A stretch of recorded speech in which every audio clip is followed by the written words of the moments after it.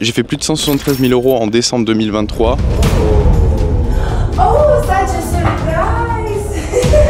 Et mon objectif avec cette série de vidéos, c'est de documenter chacune des étapes de mon évolution avec mon business en ligne. Depuis Dubaï, je vous partagerai Léo. You want chili con carne? Chili con carne is dangerous for what I heard what you say. poison. Do you want chili con carne? Comme les bas de mon aventure entrepreneuriale. J'ai horreur des gens comme ça. Le mec, il me voit, il me regarde, il voit que je rentre pas parce que j'ai pas de carte. Plutôt que de m'ouvrir, il fait comme s'il m'avait pas vu. Putain, c'est insupportable. En ce moment, je suis en train de marcher au bord de la plage et je vais vous expliquer comment est-ce que je m'y suis pris en décembre pour pouvoir atteindre ce chiffre-là. Dites-vous, ça fait presque autant d'heures que je fais la queue que d'heures que j'aurais dû être dans l'avion pour aller à Paris. Donc si c'est pas déjà fait les amis, pensez à vous abonner et on est parti ensemble. Bienvenue dans Build In Public. Pack it up and head back home, tell everybody I was bluffing. Maybe I'll just get out my head and focus on what I know's coming. Le 9 décembre, c'est un jour très spécial pour moi parce qu'aujourd'hui, je fête mes 24 ans. Oh, such a surprise!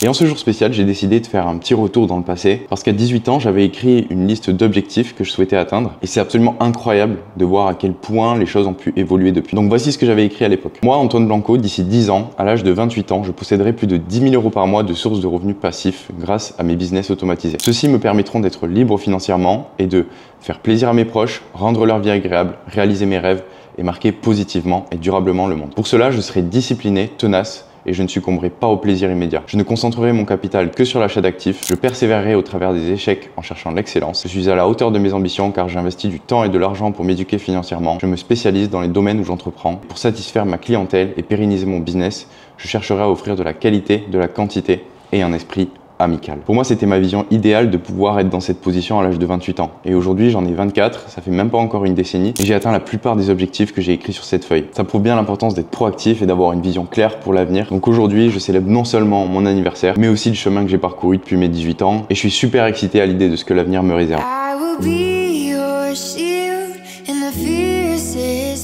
Après un moment mémorable, on a décidé de changer d'air et d'aller faire une petite balade dehors. Rien de tel pour digérer le gâteau et les émotions. Les amis, j'ai découvert un truc assez spécial juste à côté de chez moi. Il s'agit d'un parc magnifique avec des tours vraiment tout autour. C'est hyper agréable de venir ici marcher le matin. Là, il fait bon. How much do you think is the weather? Voilà, il fait autour de 21 degrés, donc la température est hyper agréable. Me promener ici, c'est faire une pause hors du temps. Je déambule entre les buildings sous un soleil matinal éclatant, savourant la fraîcheur et la tranquillité du matin. C'est dans ces moments de simplicité que j'arrive à retrouver une paix intérieure qui me permet de couper du stress lié à l'entrepreneuriat et à mes différents projets. D'ailleurs, je crois que marcher, c'est vraiment un truc qui est sous-coté. À chaque fois que moi j'ai tendance à trop penser ou à être un peu bloqué dans ma tête, dès que je vais marcher, j'ai tout de suite des solutions qui viennent. C'est d'ailleurs pour ça que j'ai acheté un bureau qui peut se lever. Quand on reste plusieurs heures assis, je suis sûr que vous l'avez déjà expériencé, il y a un moment où on a l'impression qu'on n'arrive plus à réfléchir, qu'on est plus productif. Mais dès qu'on se lève, boum, on a un Roland d'oxygène qui revient dans le cerveau. J'adore marcher. Je pense que c'est une des meilleures activités pour garder de la clarté mentale. Et puis, dans un cadre comme celui-ci, c'est quand même pas hyper difficile.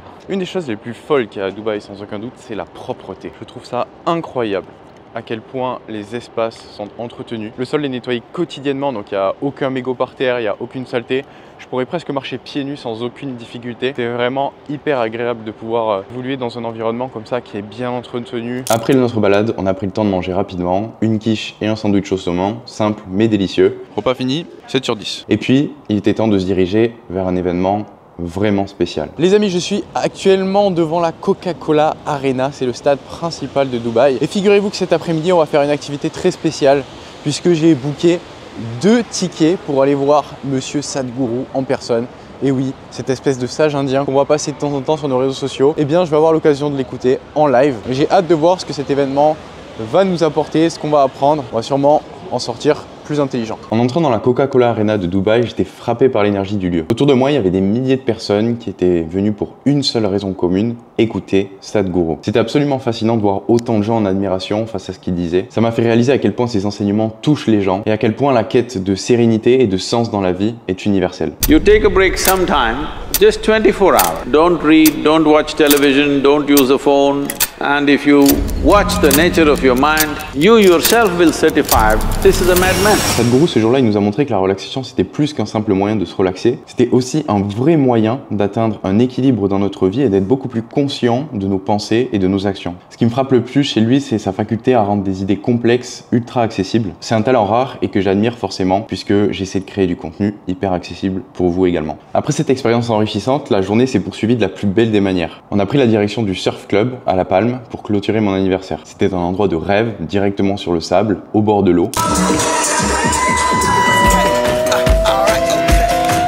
Return to the Mac. Get up what it is, what it does, what it is, what it isn't. Looking for a better way to get up out of bed instead of getting on the internet and checking a new hit. Get up. Les profiteroles étaient absolument incroyables, un vrai délice. Bref, c'était une super soirée, un anniversaire mémorable, entouré de mes amis, dans un cadre absolument incroyable.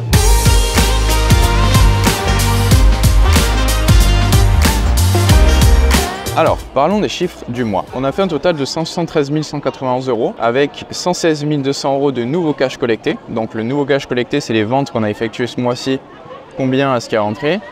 On a eu 56 991 € de anciens cash, de old cash, donc des paiements récurrents. On a aussi un total de 5 296 € avec l'offre fitness qui continue et des clients qui sont encore dessus. Donc ça, pareil, ça baisse petit à petit, mais ça reste résistant au cours du temps. Au niveau des dépenses totales, on a eu 59 265 € de dépenses, plus de dépenses que le mois dernier. Ce qui est logique parce qu'on a pas mal recruté. J'ai aussi augmenté les salaires des leaders de mes équipes qui puissent vraiment se projeter et adhérer à la vision. Donc au total des salaires, il y en a eu pour 38 550 € de dépenses. Les logiciels, un peu plus de 11 000 et quelques autres dépenses. Donc le profit total, il est à 113 926 €, donc presque 114 000 €. C'est un record aussi encore en termes de profit, donc c'est positif. La marge, elle est autour de 65%, donc elle a un peu baissé, mais le profit de manière générale a augmenté, donc c'est positif. Okay. I'm just gonna use this Lamborghini Urus to put my camera on it. No, I cannot do this. It's okay. You sure? I still have your short and my swimming suit at the back after swimming. C'est parti, mon kiki. Il est environ 9 h du matin à Dubaï et une nouvelle aventure m'attend. Aujourd'hui, je m'envole pour Paris pour une série d'enregistrements de podcasts. Sur le chemin de l'aéroport, la route est dégagée, peu de trafic, ce qui rend le début du voyage plus agréable. À mon arrivée, je me dirige vers le dépôt des bagages. Tout se passe rapidement et efficacement. C'est le début d'un voyage prometteur où je vais rencontrer des invités passionnants et partager des conversations inspirantes. Donc, comme vous l'avez compris, mesdames et messieurs, je pars à Paris. Ça fait longtemps que je suis pas rentré en France, ça doit faire 4 mois, quelque chose comme ça. Il y a un truc que j'adore dans le fait de voyager, c'est que pendant plusieurs heures, quand on est en avion, techniquement, on peut toujours payer pour le Wi-Fi, mais techniquement, on n'a pas Internet. J'adore profiter de ces moments-là, justement, pour pouvoir couper les distractions pendant plusieurs heures, prendre un petit cahier, un petit stylo et juste réfléchir. Réfléchir à tout et rien. Ça peut être des stratégies pour mon business, tout comme ça peut être des choses sur la vie, les pensées qui me traversent l'esprit. Complètement stopper les inputs en fait pendant quelques heures et juste écrire pour produire de l'output. Actuellement, je me suis posé dans un petit café pas très loin de ma porte d'embarquement. Je me suis pris un petit sandwich, une petite boisson avec des vitamines dedans. Non, à part ça, j'ai bien récupéré de la soirée d'hier. Je pensais que ça allait être plus compliqué de me réveiller ce matin. On est rentré aux alentours d'une heure, donc pas super tard. Et je me suis levé aux alentours de 7 h. 6 heures de sommeil, je pense que je vais rattraper un peu dans l'avion aussi. Je m'attendais honnêtement à ce que ça soit plus dur. Et le hack qui marche bien en fait, c'est de boire beaucoup d'eau quand on rentre.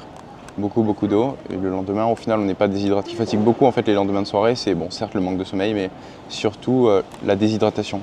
Quand on couple les deux, on a le sentiment d'avoir le cerveau qui est complètement au ralenti. Donc ça c'est un petit tips. Allez, on est parti les amis. Ce voyage à Paris ne s'est pas passé comme prévu. À bord de l'avion, on apprend qu'il manque une trousse de secours obligatoire. Le résultat, 2 heures d'attente dans l'avion, dans l'espoir qu'ils en trouvent une autre. Changement de programme, on est resté 2 heures au sol pour un truc qui manquait dans l'avion. Une trousse médicale, ils n'ont pas réussi à trouver, du coup il faut que j'aille au comptoir pour essayer de trouver un autre vol et aller à Paris. Devant moi, une file d'attente interminable et à partir de ce moment-là, je commence à vraiment ressentir de la pression. Le podcast est prévu en début d'après-midi à Paris le lendemain. Il est déjà dimanche soir. Chaque minute compte et je n'ai aucun contrôle sur la situation. La pression se fait de plus en plus forte. Ça fait plusieurs heures que je suis dans la queue. Dites-vous, ça fait presque autant d'heures que je fais la queue que d'heures que j'aurais dû être dans l'avion pour aller à Paris. À 2 heures près, c'est ça. Là, il est presque 17 h. Normalement, le vol était prévu pour 11h30. Là, en l'occurrence, je suis au comptoir. Ça va presque être mon tour. C'est un peu fatigant, mais bon, c'est comme ça. Ce qui me saoule surtout, c'est que j'ai pas envie d'être fatigué pour faire les podcasts. Si on me propose un autre vol qui est en pleine nuit et que je vais pas dormir que je dors pas super bien dans les avions et que derrière je dois enchaîner sur 3 jours de podcast à Paris coup sur coup, ça va être un peu la merde. Donc on va voir ce que ça va donner. Après plusieurs heures, je vais enfin sortir. Alors pas pour longtemps parce que d'ici quelques heures du coup je refais tout ce que je viens de faire. Ah, c'est assez incroyable. Au final, après plusieurs heures de négociations, j'obtiens un vol qui part tard dans la nuit, aux alentours de 3 heures du matin. Un soulagement certes, mais la nuit qui m'attend risque d'être courte. Après seulement quelques heures de sommeil et toujours à moitié endormi, je me mets en route vers l'aéroport une deuxième fois. Je refais tout le chemin jusqu'à l'enregistrement, espérant que cette fois tout se passera bien. Ok, je viens juste de m'enregistrer et j'ai demandé si c'était possible de me surclasser en business. Malheureusement, il n'y a plus de place. Sur les vols de nuit, j'aime bien quand même demander s'il y a la business qui est disponible parce que là, en l'occurrence, il faut que j'arrive reposer à Paris et donc je sais qu'en écho, c'est très compliqué pour moi de dormir. J'ai des jambes qui sont assez longues. Alors bon, je cherche pas d'excuses ou quoi, mais quand on est grand en avion, c'est vraiment très chiant parce qu'on a les genoux qui touchent le siège de devant, donc on peut même pas allonger les jambes ni rien. Donc je pense que ça aurait valu le coup de prendre la business s'il y avait des places encore, mais là ça va être difficile. Et dans l'avion, je tente de dormir un maximum pour arriver frais et disponible à Paris. Après avoir tenté de dormir autant que possible pendant le vol, je me réveille environ 1 heure avant l'atterrissage à Paris. Depuis tout petit, je rêvais de devenir pilote, alors même après une nuit agitée dans l'avion, je ne peux pas m'empêcher de me sentir émerveillé par la vue des nuages et du paysage qui s'étend en dessous. Ces dernières minutes de vol sont toujours magiques, un moment de tranquillité avant la journée qui m'attend. Les amis, je suis bien arrivé à Paris, après c'est 7 heures de vol. Pas trop mal dormi dans l'ensemble, je m'attendais à pire. Mon voisin a changé de place, ce qui fait que j'ai pu avoir 2 places pour moi côte à côte, ce qui fait que j'ai pu m'allonger un petit peu. J'ai le podcast sans permission à 16h, le premier. Le truc c'est que là, j'ai vraiment rien préparé avec toutes ces péripéties, il est quelle heure là ? Il est 10h. Donc je vais aller chercher mes bagages, ensuite Airbnb, ensuite il faut préparer le podcast. Si j'ai le temps de me taper une petite séance de sport, ce serait pas mal aussi pour me décrasser et me réveiller. Je vais essayer de vous tenir au courant par rapport à tout ça. Une fois la douane passée et mon bagage récupéré, je saute dans un Uber, direction mon Airbnb. L'excitation de découvrir un nouvel endroit ne vieillit jamais. Arrivé sur place, je monte les escaliers, curieux de voir à quoi ressemble l'appartement. Et là, une agréable surprise, un petit appartement parisien, accueillant et chaleureux m'attend. Le pire c'est, faut que je trouve comment régler le chauffage. C'est pas possible. Prends le temps de défaire ma valise, de ranger mes affaires, de m'installer. C'est toujours un moment particulier, ce premier contact avec un lieu qui sera mon chez-moi temporaire. Ok, c'est parti pour un petit room tour. Alors, là, on est à l'entrée. Hop. À l'entrée, on arrive direct sur des toilettes. Tac. Ensuite, on prend à gauche. Bim. Là, petite salle de bain. Machine à laver. Là. Voilà. On est bien. Ensuite, on enchaîne, petit salon. Là, on a un canapé vert juste ici, avec mes affaires qu'il faut que je range. Là, on a nouveau bureau pour les prochains jours. Petite table basse, petite télé, petite vue sur la cour, petite cuisine avec une étagère bien remplie, comme on les aime, des tiroirs, comme on les aime aussi. Voilà. Avec tout ce qu'il faut à l'intérieur, une petite poubelle dans l'angle, un petit frigo bien caché, tac, de l'huile de la sauce soja, au cas où, on sait jamais. Là, c'est pour les grosses chaleurs. Ensuite, là, on a un meuble bien garni, comme on les aime aussi, avec des tiroirs, en veux-tu, en voilà. Un petit lit, même un gros lit, j'ai envie de dire, de la lecture, si jamais on a du mal à trouver le sommeil. Et une petite vue, hop, sur la rue parisienne. Voilà. Bien, on est bien. Alors, d'un point de vue stratégique, où est-ce que j'en suis? J'ai pris ma douche. Enfin, j'ai pris une douche après mon vol. Là, je vais aller manger quelque part. Rectification, je vais prendre un Uber pour aller manger quelque part. Parce qu'on a le podcast qui démarre à 16h. Il est 13h actuellement. J'ai pas envie d'être dans le rush. Donc, ce que je vais faire, c'est que je vais d'abord me rendre sur les lieux. Puis, dans la foulée, je trouverai un endroit où manger pas trop loin. De manière à être déjà sur place. Comme vous pouvez le voir, je suis bien équipé. Démonstration, voilà. J'avais anticipé mon retour en France. Donc j'ai acheté un gros manteau avec une écharpe. Je pars donc à la recherche d'un endroit tranquille pour me concentrer. Je trouve le café parfait, un petit coin paisible où je peux m'asseoir et finaliser les préparatifs du podcast. Bon, du coup, je suis à l'endroit où on va tourner le podcast tout à l'heure. Maintenant, il faut que je trouve un petit café ou un petit resto dans lequel je vais pouvoir me poser pour manger et ensuite travailler. C'est dans cette ambiance détendue, avec une tasse de café à la main, que je peaufine les derniers détails. Tout doit être prêt pour que quelques heures plus tard, lorsque je rencontrerai Oussama, Yomi et notre invité du jour, la conversation soit la plus captivante et inspirante possible.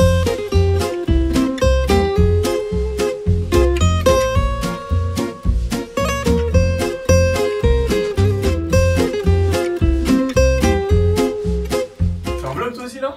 Ben oui. 33 Aujourd'hui, on a une équipe de choc, Oussama, Yomi et notre invité Balou. Le podcast s'est super bien passé et vous pouvez retrouver l'épisode sur la chaîne de Sans Permission. Uniforme, Gérard. Uniforme? Oui, uniforme. Moi, j'ai fait une vidéo par jour pendant 6 ans. What? Sur 2022, tout confondu, on a dû faire 2 millions, un truc comme ça. Après un podcast aussi passionnant, notre journée n'est pas terminée. Oussama, Yomi et moi, on décide de prendre un Uber ensemble pour aller chez Yomi. La petite réunion se transforme en une suite de conversations fascinantes. On échange sur plein de sujets, des idées, des expériences, des rires. C'est dans ces moments informels, autour d'une table, que naissent souvent les meilleures discussions. Il est littéralement en train de dire travail dur. Ouais, mais gros, il le dit d'une manière qui te... mais mec, il est où le knowledge là? Il faut que tu travailles dur, ouais, merci Sherlock. Et comme ça, tu lui fous ces 3 trucs et tu x10 son business et puis voilà, x10 ton invest en 2-2 quoi. Alors que si le gars il est chaud, bah on il met juste faire du marginal. Ah, des fois il met. C'est trop Mister. En fait, moi ça me frustre quand Hormozy il dump down son contenu, ça me casse les couilles parce que je sais, quand il parle juste normalement et qu'il explique vraiment les trucs tels qu'ils sont, la value elle est tellement élevée. Sur scène, il est incroyable. Ouais. Mais même, franchement, je sais pas si tu te souviens, les vidéos qu'il faisait à l'époque, genre il y a 1 an, quand il était juste contre son mur et mec, tellement hardcore la valeur. Les jours qui suivent sont tout aussi chargés et passionnants. On enchaînera avec 2 autres podcasts, des invités exceptionnels. Et en seulement quelques jours de présence à Paris, on aura réussi à enregistrer 3 podcasts et rencontrer des personnalités exceptionnelles. Bien les amis, il est 9h, on est jeudi. À 13h, j'ai mon vol. Donc je vais en profiter pour aller courir un petit peu avant de prendre l'avion. J'adore faire ça généralement. J'aime bien faire du sport avant de prendre l'avion. Étant donné que je sais que je vais rester assis pendant un long moment, là, je préfère... bouger un petit peu ce matin. Honnêtement, ces 4 jours sont passés ultra vite et je pensais pas que j'allais kiffer autant Paris. Voilà, je pensais que j'allais un peu faire la tête de retrouver la France avec les Français qui râlent, qui sont pas contents, mais non, j'ai vraiment kiffé Paris. Il y a vachement de trucs à faire. J'ai l'impression qu'il y a beaucoup d'entrepreneurs ultra intéressants qui vivent ici. Après, ça va pas à Dubaï. À Dubaï, la qualité de vie, elle est vraiment trop incroyable. Mais c'est une bonne surprise, Paris. Franchement, j'aimerais bien faire plus d'allers-retours, même pour faire des collabs avec certaines personnes. Je suis sûr qu'il y a plein de trucs à faire. Mais voilà, en tous les cas, ce matin, je pars courir dans la capitale avant mon vol qui sera à 13h30. Avant de chausser mes baskets pour aller courir, je prends le temps de faire mon lit. C'est un petit rituel, mais ça met de l'ordre dans mes pensées et dans ma journée. Je m'accorde un moment pour prier, comme à mon habitude. C'est mon instant de réflexion, de gratitude, un temps pour me centrer et me préparer à affronter la journée avec sérénité. Et après ça, je suis prêt à sortir et à profiter de l'énergie parisienne. Courir à Paris, c'est quand même pas la même chose que de courir à Dubaï. Il faut réussir à braver le froid, l'humidité. S'entraîner toute l'année, même dans ces conditions, ça demande de la détermination. Donc si vous arrivez à tenir cette habitude, je tiens à vous féliciter parce que c'est vraiment pas évident. Mais même avec la pluie et le froid, courir dans les rues de Paris le matin, ça a quand même pas mal de charme.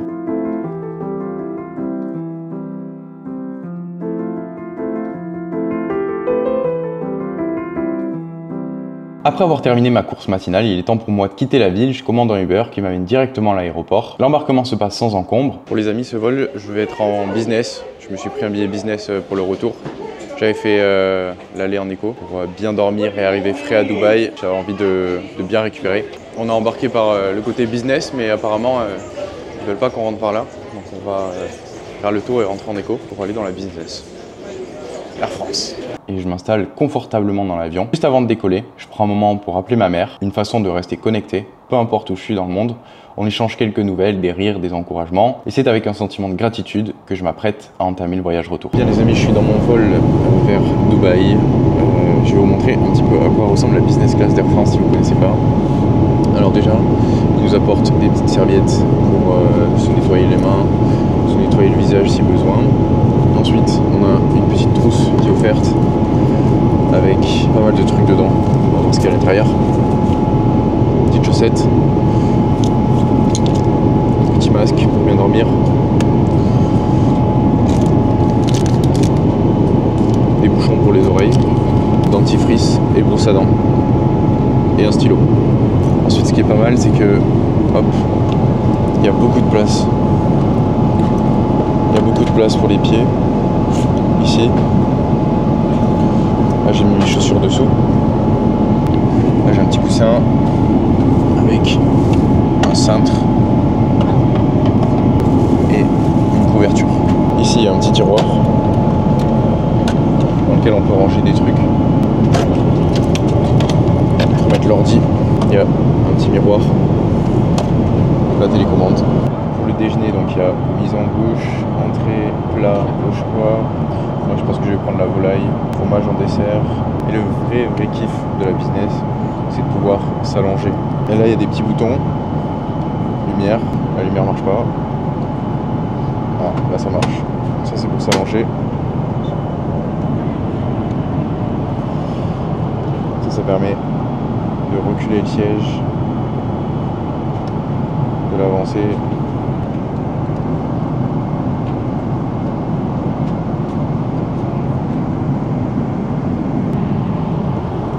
Et là je suis complètement allongé dans un avion. Voilà. Ah ouais. Bonjour.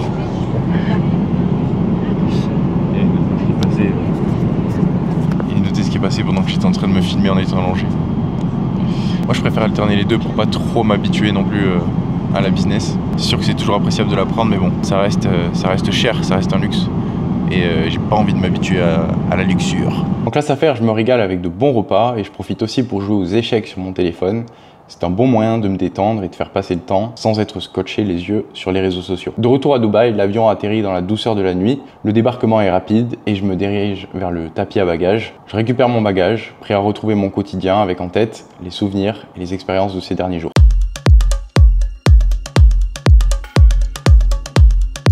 Donc si on compare un petit peu plus dans le détail, au niveau des leads générés, le mois dernier on en avait 1415, ce mois-ci on en a 2293. La conversion des leads vers un appel réservé, elle était de 12% le mois dernier, ce mois-ci de 11%, donc elle a baissé un petit peu.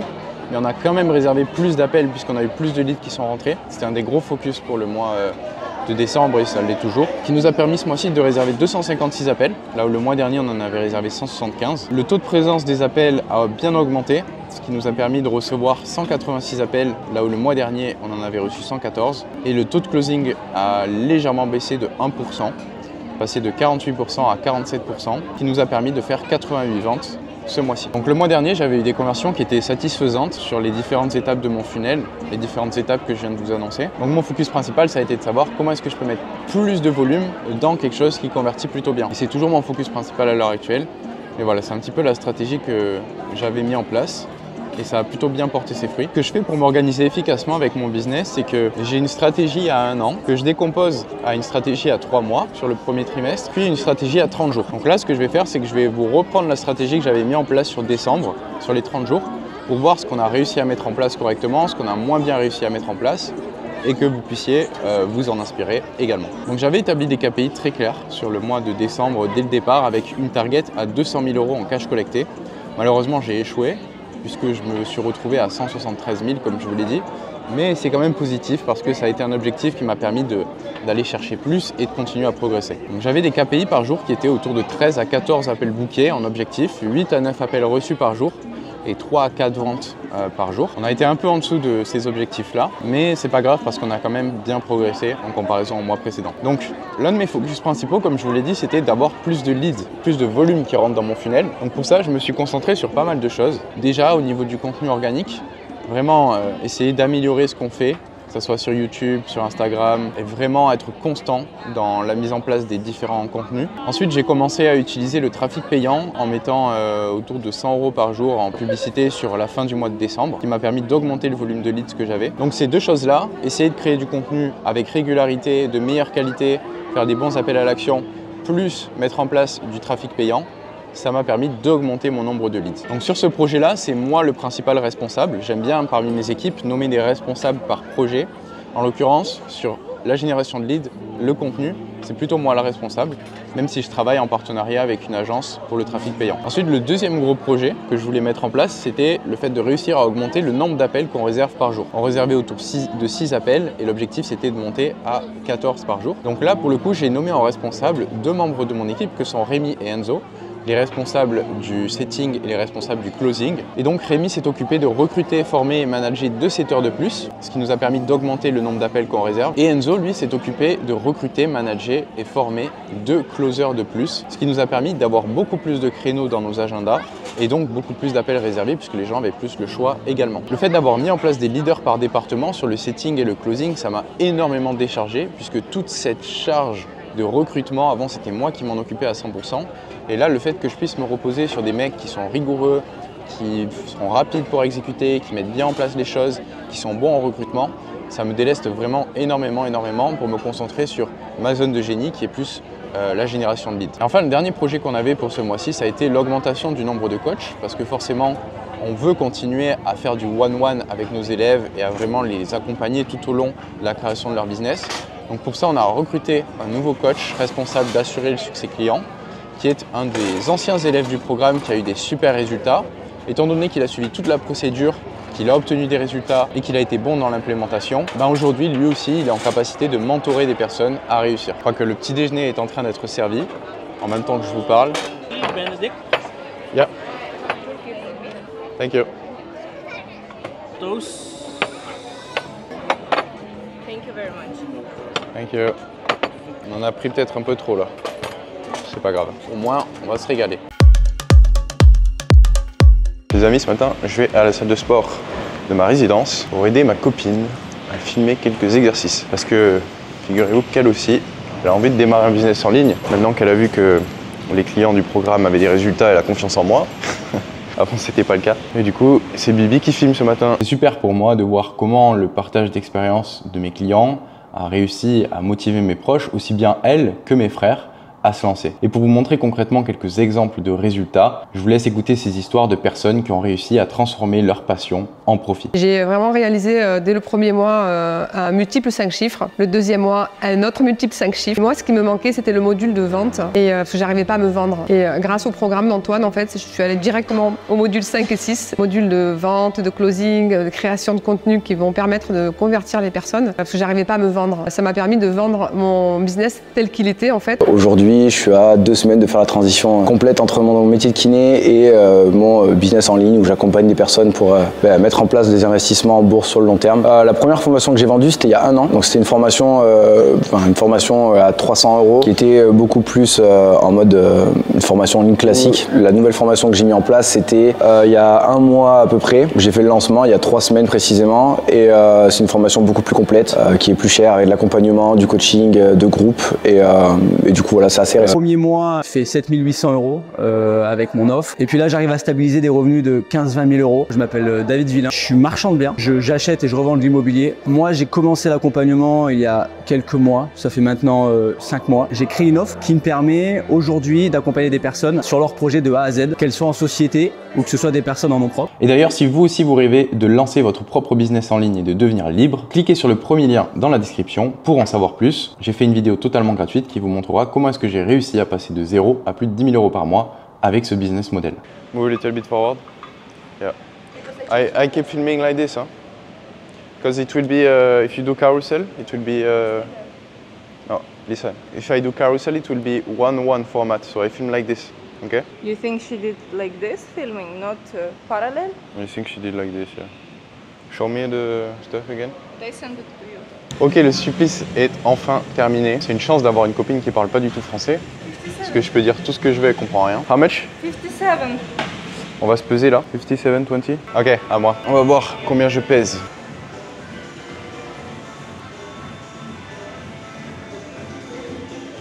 91. J'ai perdu du poids, je pense. J'étais plus autour des 100 avant. C'est surtout avec les sports de combat. Ça fait perdre super vite, même en masse musculaire et tout. Là, je sens que j'ai énormément perdu. Je me sens mieux en étant léger, donc en vrai, ça me va. Et après cette petite séance vidéo bien productive, on décide de faire une pause. Donc rien de mieux qu'un bon café pour décompresser. Donc on trouve un petit café sympa et on s'installe pour un moment de détente. C'est l'occasion de se relaxer, de partager nos impressions sur la séance et de planifier la suite. Actually, maybe I'm gonna take decaf cappuccino also. Sorry. Or instead of decaf americano. The 3 things that all successful people have in common, you know what this is? First, it's like fear of failure. So that's what I have, like fear of not being enough. So it's something that's pushing you because you are afraid to fail, so constantly you have this pressure from the back. Having superior complex, so in your head, at the same time you are afraid to fail, but you also know that you are better than everyone. So it's like there is this star that you are going after because you know that you are better than everyone, but at the same time you have this fear of always not being enough. So you have the push from here and the pull from here. Okay. And then the last thing is impulse control, which means successful people have the ability to just focus on one thing and not look left and right and be distracted by so many opportunities. They just do one thing and they stay in their lane. Une fois nos cafés terminés, on a décidé de prolonger ce moment ensemble en allant marcher. Se balader, c'est une excellente façon de continuer notre conversation tout en profitant de l'air frais. Après notre agréable balade, je décide d'aller chez le coiffeur. C'est l'occasion de me rafraîchir et de me changer un peu les idées. Du coup, on vient de finir la petite balade et j'en profite pour aller chez le coiffeur. Même si je les ai pas super longs, je vais juste refaire le dégradé et la barbe un peu, parce que j'ai les poils qui dépassent. So my specialty is I help people starting like coaching or consulting businesses. So the first thing you should do is like find a niche of specific people that want to achieve specific goals that they have. Pour moi, être ouvert et parler avec tout le monde, c'est crucial. Chez le coiffeur, par exemple, j'ai eu une conversation super intéressante. On a discuté de son intérêt pour démarrer un business en ligne. Il était curieux d'en savoir plus et on a fini par échanger nos contacts. C'est dans ces moments-là que je me rends compte que les opportunités peuvent surgir de n'importe où, simplement en étant ouvert et en discutant avec les gens autour de nous. Chaque rencontre peut être une porte vers de nouvelles aventures. Bien les amis, de nouveau je m'apprête à rentrer en France. Cette fois-ci pour les fêtes de fin d'année, retrouver ma famille. Pour être très honnête, c'est la période la plus longue que j'ai passée en étant sur Dubaï. Ça fait 4 mois que je suis pas rentré. Donc ça va faire vraiment du bien de revoir mes frères, de revoir mes parents aussi, mes grands-parents. Ça va faire une bonne coupure. Le 23 décembre, je laisse derrière moi la chaleur de Dubaï pour aller fêter Noël en famille.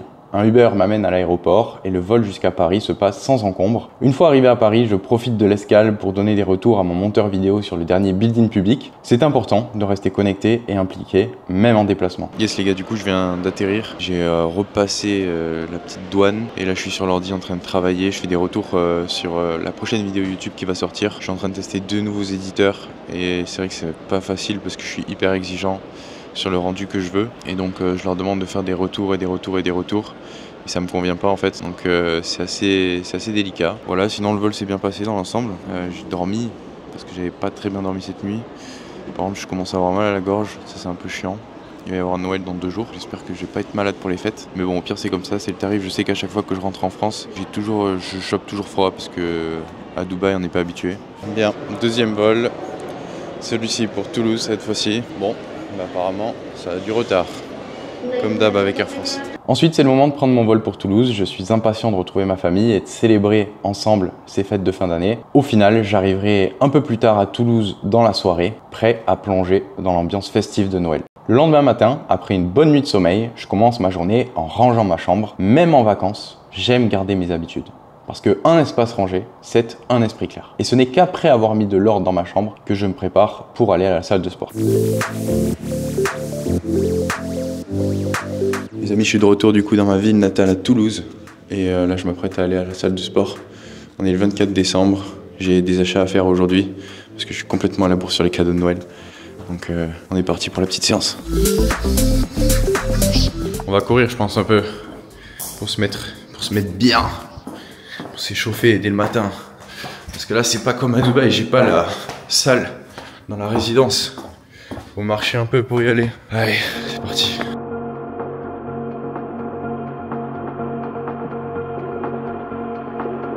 Enfin que c'est fermé, je crois qu'il faut une carte. Je pense qu'il faut une carte pour pouvoir rentrer. Et là, j'essaie de rentrer à la porte. Elle s'ouvre pas, donc il y a un problème. Je vais peut-être attendre, je vois qu'il y a des mecs dedans. Je vais attendre qu'il y en ait un qui sorte. Venir m'ouvrir. Sinon je serais un peu dégoûté. Putain, il y a un mec qui est rentré, il a fait semblant. Putain, il était juste devant. J'ai horreur des gens comme ça. Le mec il me voit, il me regarde, il voit que je rentre pas parce que j'ai pas de carte. Et plutôt que de m'ouvrir, il fait comme s'il m'avait pas vu. Putain, c'est insupportable. En arrivant à la salle, je me lance directement dans mon programme de renforcement, développer couché d'abord pour bien commencer et solliciter les pectoraux. Puis je m'attaque aux tractions, un exercice tellement bénéfique pour le dos et les bras. Et je continue avec des dips et plein d'autres exercices de renforcement. Les amis, je dois vous partager un truc duquel j'ai l'impression qu'on ne parle pas assez. C'est la satisfaction d'atteindre ces objectifs. Quand l'année 2023 a démarré, l'objectif numéro 1 que j'avais mis sur ma liste était de faire plus de 100K par mois avec mon business. Et honnêtement, ça me paraissait beaucoup. J'étais pas du tout sûr de pouvoir y arriver. À l'époque, je devais faire autour des 20K. Et là, pendant les 5 derniers mois, j'ai pas vu ma famille. J'étais à Dubaï pendant les 5 mois et tous les jours, je faisais que travailler. Et au final, j'ai réussi à atteindre mon objectif. La satisfaction là que j'ai de rentrer chez moi, de voir l'admiration dans les yeux de mes proches, dans les yeux de mon petit frère, dans les yeux de ma mère, de ressentir en fait que tout le travail que j'ai fait sur ces dernières années et sur ces derniers mois, tout ce que j'ai pu traverser, parce qu'il y a eu des moments très difficiles, mais ça a fini par payer et ça a porté ses fruits. C'est un sentiment qui est difficilement descriptible et j'ai l'impression que c'est limite l'essence de la vie en fait. Ça me fait un peu penser aux hommes préhistoriques, quand ils partaient à la chasse entre hommes, ils revenaient avec de quoi manger pour la tribu. J'ai vraiment ce sentiment là où voilà, pendant quelques mois, je suis parti à la chasse, je suis parti en terre inconnue, j'avais un objectif un peu fou en tête et là je reviens, pas grand chose qui a changé à part le fait de voir l'admiration dans les yeux de mes proches et ça a vraiment pas de prix. C'est un sentiment qui est tellement sous-coté. Je me rappelle quand j'ai démarré à m'entraîner dur, quand j'avais 16 ans, quand j'ai démarré dans le business et que je travaillais tous les jours, j'avais mes potes du lycée, de là où je viens, de Toulouse, qui me disaient « Antoine, t'as pas peur de regretter plus tard, de pas avoir assez profité, de pas être sorti avec nous le vendredi soir, le samedi soir ?» Et j'étais là, non en fait, parce que pour moi c'est pas ça la vie. Pour moi c'est pas juste profiter. Tu peux profiter mais une fois que t'as accompli un truc, une fois que tu vois, tu as le sentiment du travail accompli. Honnêtement, j'ai fait des soirées cette année, plus probablement que j'en ai jamais fait. Cet été, je suis allé à Saint-Tropez avec Yomi, on a fait que la fête. Le niveau de joie qu'on a quand on profite après avoir souffert et travaillé dur et atteint des objectifs, ça n'a rien à voir que si c'était une routine. Du coup, profiter de la vie, pour moi, c'est ça, c'est accomplir ce dont on ne se croyait pas capable et puis inspirer les gens qui y a autour de nous. Franchement, ça n'a pas de prix. Si quand j'étais ado ou que j'avais la vingtaine, il y a quelqu'un qui aurait pu me rassurer en me disant que tout ce que je traverse, ça a une finalité qui est bien au-delà du niveau de souffrance qu'on peut ressentir sur l'instant. Je pense que ça m'aurait aidé. Donc si vous êtes dans cette phase où vous avez le sentiment que ce que vous faites, ça marche pas forcément, vous savez pas trop où est-ce que vous voulez aller, continuez. Parce que derrière, ça vaut vraiment le coup. Après ce petit instant de motivation, on s'y remet. Pour terminer ma séance en beauté, je me dirige vers le sac de frappe pour une session de boxe. C'est l'occasion de libérer l'énergie qui reste dans mon corps. La boxe, c'est le meilleur moyen que j'ai trouvé pour se défouler et se vider l'esprit. Et après cette série intense sur le sac de frappe, je me sens complètement revigoré, prêt à affronter le reste de la journée.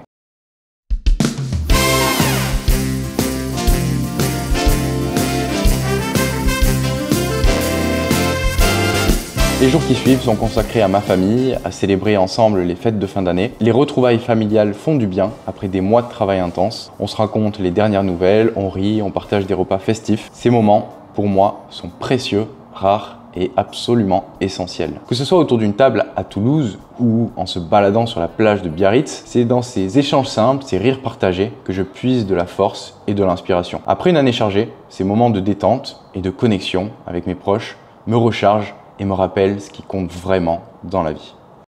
J'ai plusieurs objectifs pour cette année 2024. Le premier, c'est de continuer à développer mon business et de le faire grossir. J'ai lu un livre récemment qui s'appelle 10x is easier than 2x. Et en gros, la philosophie principale, c'est que fixer des objectifs par 10, c'est beaucoup plus facile de les atteindre parce qu'on est obligé de se concentrer sur l'essentiel. Parce que quand on se fixe des objectifs par 2, on va essayer d'optimiser des petits détails qui au final font pas une grosse différence. Après tout, je me dis pourquoi pas me fixer un objectif x 10 en comparaison à ce que j'avais en 2023. Dans le pire des cas, j'échoue et c'est pas grave. Mais si j'arrive à fixer ça comme standard, je pense que ça maximisera mon potentiel. Donc ça, c'est la première chose. La deuxième chose, parce que je ne suis pas encore millionnaire en liquide, je de devenir millionnaire du coup sur cette année 2024 à 24 ans. Je pense que ce serait un bel accomplissement qui me rendrait fier de moi. Continuer à développer mes réseaux sociaux, continuer à créer du contenu de qualité qui sert mon audience, qui apporte de la valeur et qui inspire les gens gratuitement. Ensuite, j'aimerais travailler sur mon expression orale, donc être meilleur en communication, en expression. Je me considère pas comme étant mauvais, mais je sais que je suis pas dans les meilleurs et que c'est vraiment un skill qui est ultra puissant,